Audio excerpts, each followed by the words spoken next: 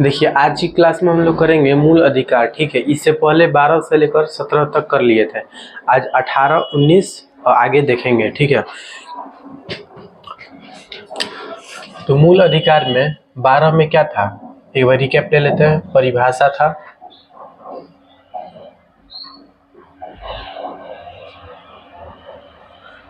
तेरह में क्या था,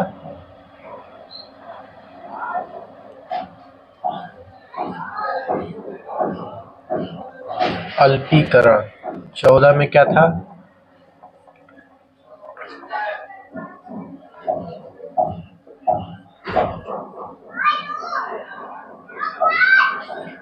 विधि के समझ समानता।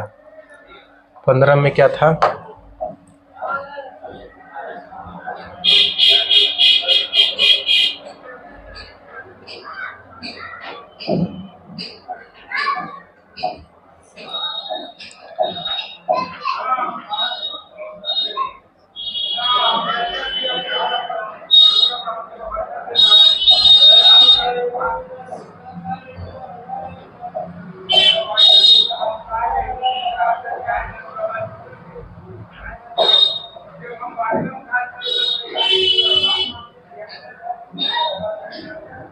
ठीक है।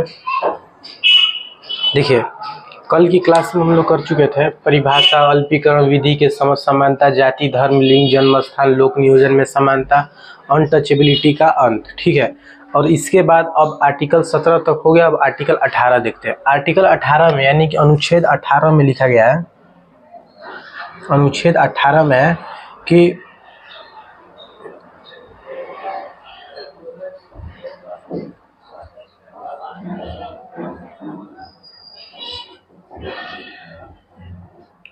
उपाधियों का अंत, यानी कि उपाधि का अंत। उपाधि का मतलब होता है डिग्री। उपाधि का मतलब क्या होता है, डिग्री।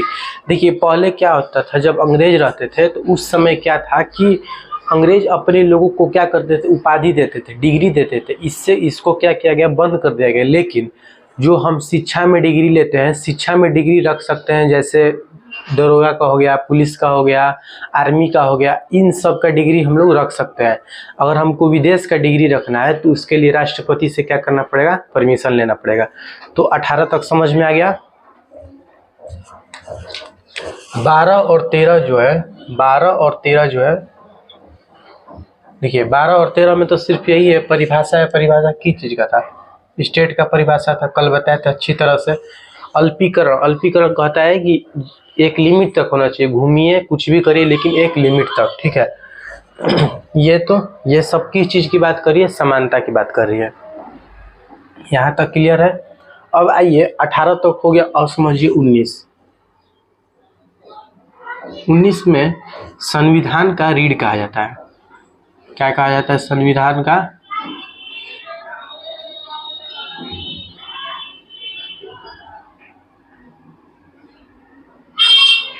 रीढ़। देखिए आर्टिकल 19 यानी अनुच्छेद 19 को संविधान का रीढ़ कहा जाता है। तो इसमें 1, 2, 3 करके लिख देते हैं। ठीक है, देखिए 19 का 1 ऐसे लिख देते हैं, 19 का 1। देखिए 19 का 1 में क्या लिखा गया है, 19 का 1 में लिखा गया है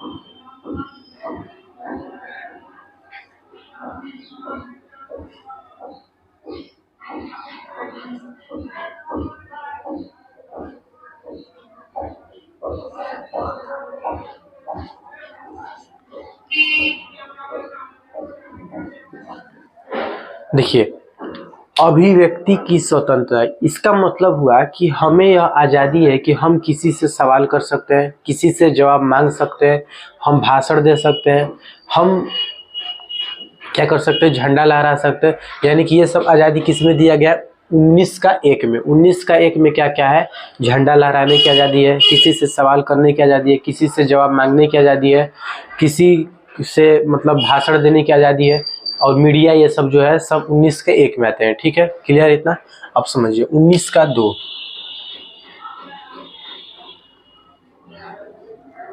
19 का 2 में सभा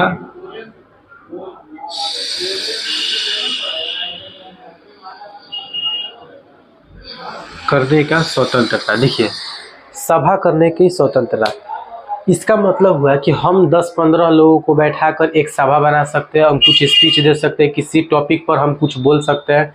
तो ये क्या है, सभा करने की सभ्यता है। ठीक है, सभा करने यानी कि स्पीच देने की, 10-15 लोगों को बैठाकर बात करने की। ये किस चीज में, 19 के 2 में। 19 के 2 में क्या है, सभा करने की आजादी। अब समझिए 19 का 3, 19 के 3 में है संघ बनाने की स्वतंत्रता।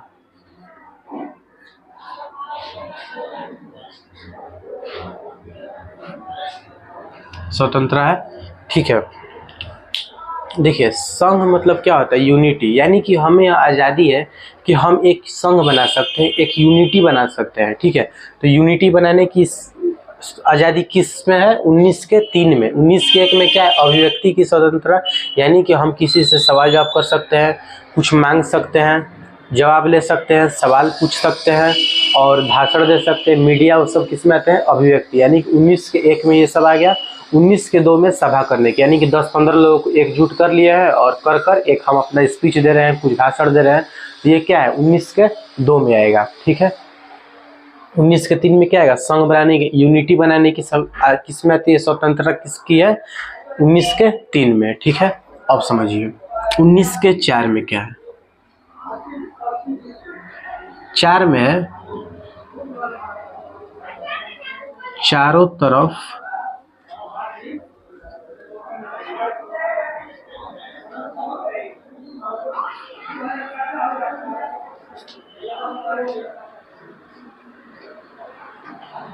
चारों तरफ घूमने की आजादी। देखिए 4 से चारों, 19 के 4 से चारों तरफ घूमने की आज़ादी है, लेकिन अल्पीकरण को ध्यान में रखते हो। ये नहीं कि आप देश के बॉर्डर पर चले गए कहे कि घूमने की आज़ादी, हटो देखे क्या हो रहा है, नहीं, ऐसा नहीं है। चारों तरफ घूमने की आज़ादी से है कि अल्पीकरण को ध्यान में रखते हो। एक लिमिट तक, आप एक लिमिट तक कहीं घूम सकते हैं, आप जाइए कहीं भी घूमिए, उससे दिक्कत नहीं है, लेकिन अल्पीकरण को ध्यान में रखते हो। ये शुरू में ही अनुच्छेद 12 और 13, अनुच्छेद 12 में परिभाषा बता दिया, 13 में अल्पीकरण कर दिया, यानी कि एक लिमिट तक, उसके बाद ही आप चल सकते हैं। तो अनुच्छेद 19 के 4 में क्या दिया गया है, चारों तरफ घूमने की आज़ादी एक लिमिट में। 5 में क्या दिया गया है,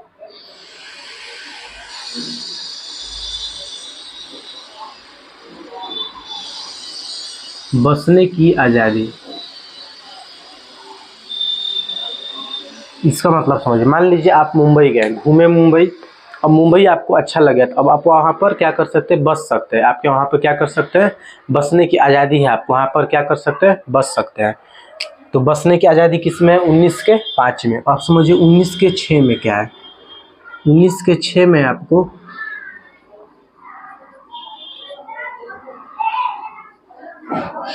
संपत्ति, मान लीजिए आप यहाँ पर चारों तरफ घूमने गए, घूम रहे हैं, घूमने के बाद आपको वो जगह अच्छा लग गया, ठीक है, तो आप बस गए वहाँ पर। तो बसने के बाद आप क्या किए कि संपत्ति वहाँ पे, यानी कि वहाँ पर जमीन खरीद लिए, जगह जमीन खरीद लिए। अब क्या आप मतलब जगह जमीन खरीदना किस में, अनुच्छेद 19 के 6 में। अब समझिए अनुच्छेद 19 के 7 में क्या है, 7 में है आपको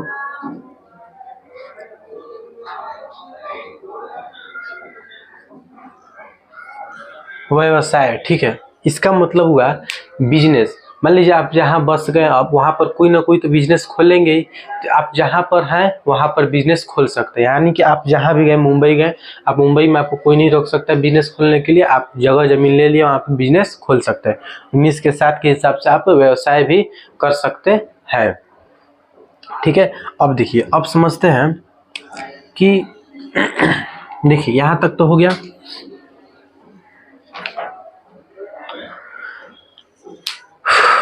देखिए देखते रहिए यहाँ पर 19 के 1 में क्या था, अभिव्यक्ति का स्वतंत्रता। 19 के 2 में था सभा करने की स्वतंत्रता।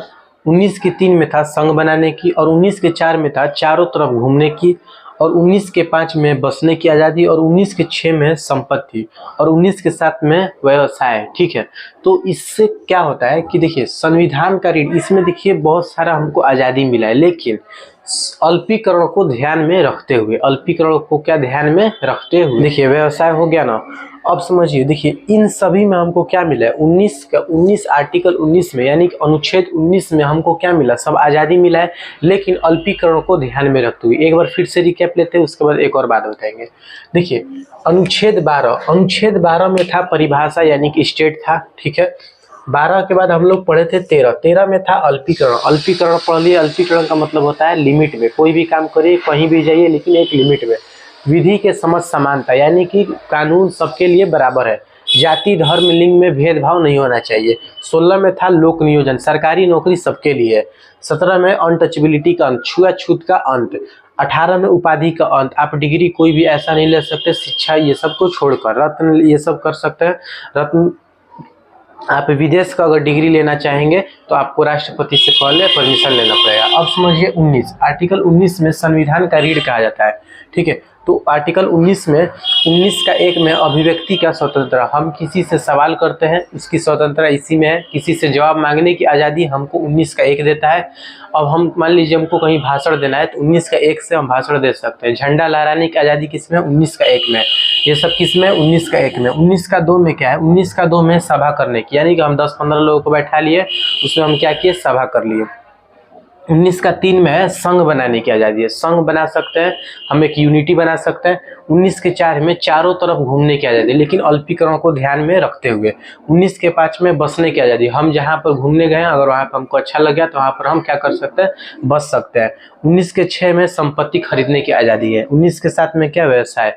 देखिए इसमें ये एक चीज़ दिक्कत आ गया क्या कि जो संपत्ति है इससे क्या हो रहा है, ये तो जो है मूल अधिकार है। देखिए एक बात और समझिए, मूल अधिकार और कानूनी अधिकार में क्या अंतर है। मूल अधिकार हमसे कोई नहीं छीन सकता, लेकिन कानूनी अधिकार हमसे सरकार छीन सकती है। मूल अधिकार न हमसे कोई इंसान छीन सकता है और न ही सरकार छीन सकती है। सरकार कल बताए थे संसद छीन सकती है, लेकिन वह पूरा हमारा मूल अधिकार नहीं छीन सकती।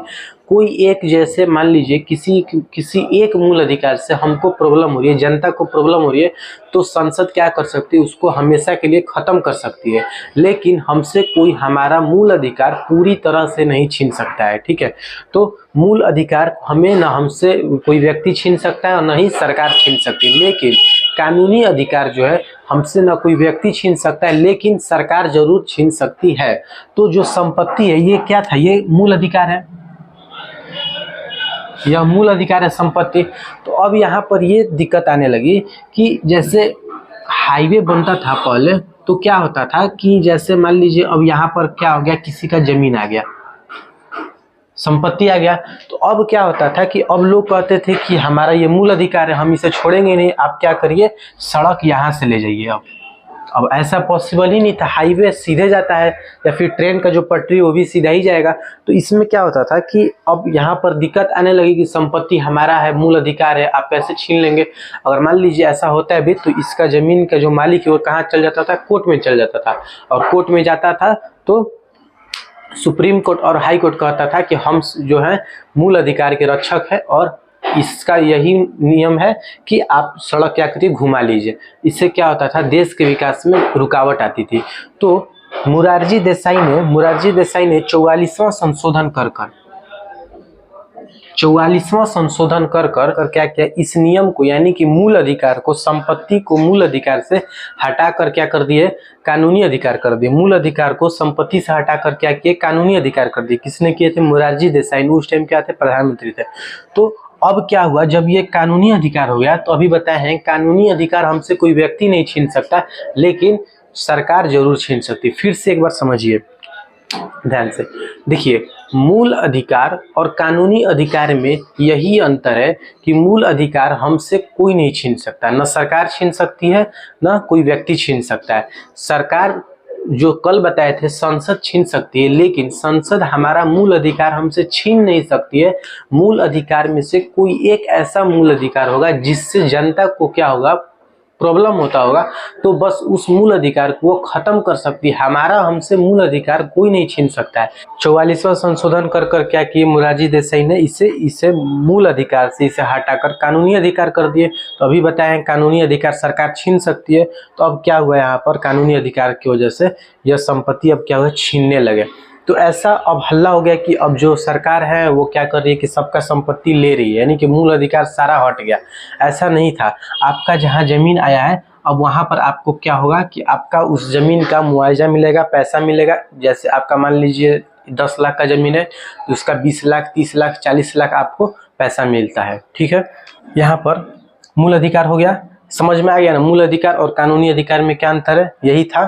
44वां संशोधन कर मूल अधिकार को कानूनी अधिकार कर दिया गया। कौन सा, संपत्ति, 19 का 6। अब हम लोग अभी पढ़े 12 से लेकर 19 तक। 19 तक कंप्लीट हो गया। अब इसके बाद देखेंगे 20 के बाद। ठीक।